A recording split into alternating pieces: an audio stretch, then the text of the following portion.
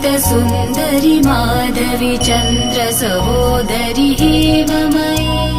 मुनिगणमण्डित मोक्षप्रदायनि मञ्जुलभाषिणि वेदनुते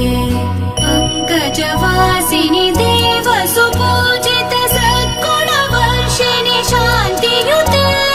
जय जय हे मधुसूदन कामिनि आदिलक्ष्मि जय पालय माम् जय जय हे मधुसूदन कामिनि आदिलक्ष्मि जय पालय माम्